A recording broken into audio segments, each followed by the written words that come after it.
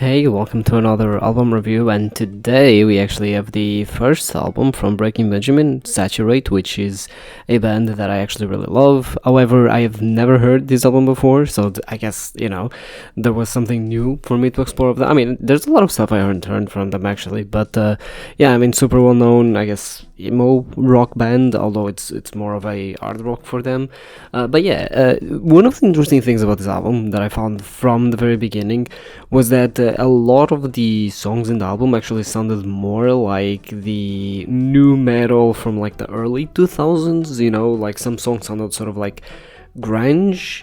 You know what I mean? Like not necessarily grunge, but kind of like grunge. So it was sort of a mix between new metal and grunge, which is weird because Breaking Benjamin are very well known for being pretty much like emo all the way. So I mean, there are some songs here that are kind of emo, but it's more towards the end of the album. Again, like the vast majority of this album is not emo.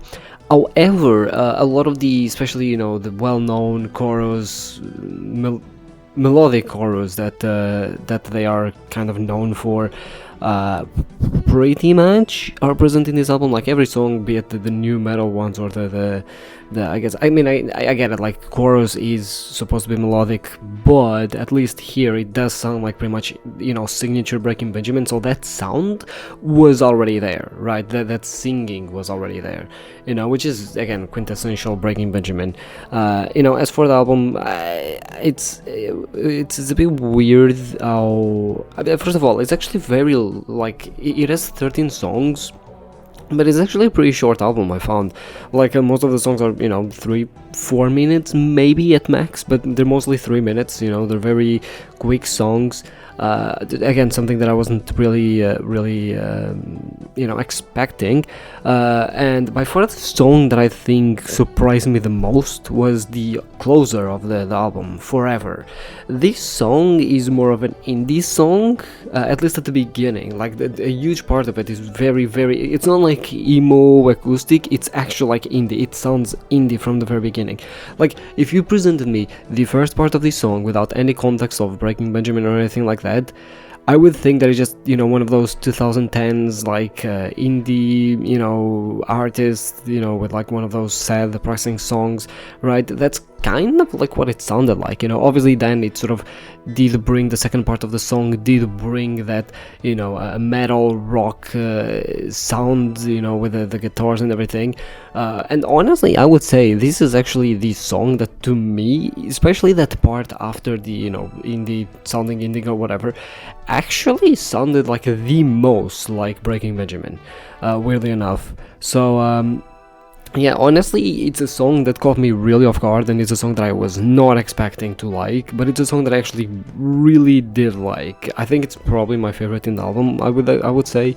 It's just a very nice song, and again, like, I did not expect it to like it, but it's actually a very nice song.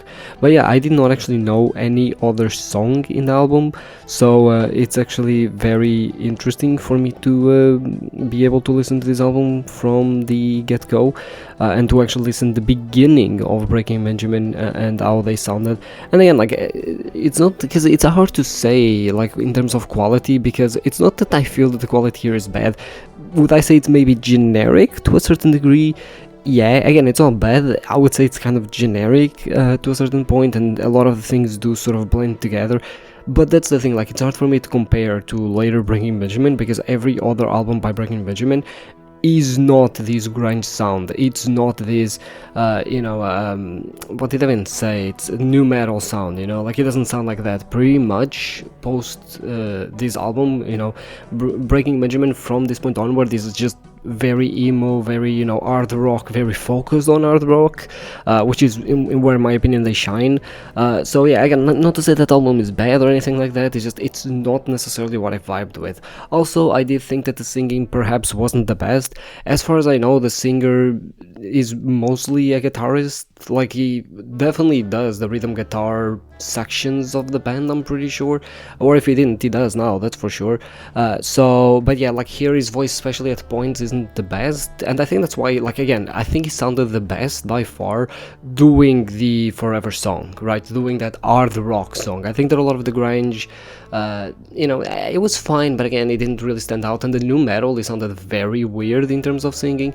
As for the rest of the band, they sounded fine. Again, like, nothing that really, again, like, the choruses are really good, they're really catchy, and like, again, I know all of the choruses are catchy, are supposed to be catchy or melodic or whatever, but Breaking Benjamin is really good at catchy chorus, like, really good at catchy chorus. So yeah, like, I guess they're fine, but yeah, honestly, as a whole, my vibe meter is kind of telling me like a 5 out of 10. I don't know, like, I thought I liked the album more than a 5 out of 10, but at the same time, I like to respect my vibe meter, even if my vibe meter isn't exactly correct at all times. But yeah, again, like, not to say that, it was necessarily a bad album, I just perhaps was expecting something different from them. I was expecting more, again, hard rock, more the emo style of music, rather than this grungy new metal style. And as far as the grungy new metal style, they just really did not stand out for me, and maybe that's why they pivoted their sound later on. But yeah, honestly, it was really interesting to see the beginning of a band that, quite frankly, I actually do enjoy a lot, especially their Dear Agony, and what's the name of the other album? Phobia, there we go. Those are the two albums that I like really, really know, and probably those are the two albums that I'm also gonna cover on the channel lately, or later rather, because again, honestly, I came to like, I never really enjoyed Breaking Benjamin too much, but I came to actually enjoy them quite a bit after this. So yeah, that's pretty much it. 6 out of 10, 5 out of 10, and I'll see you tomorrow.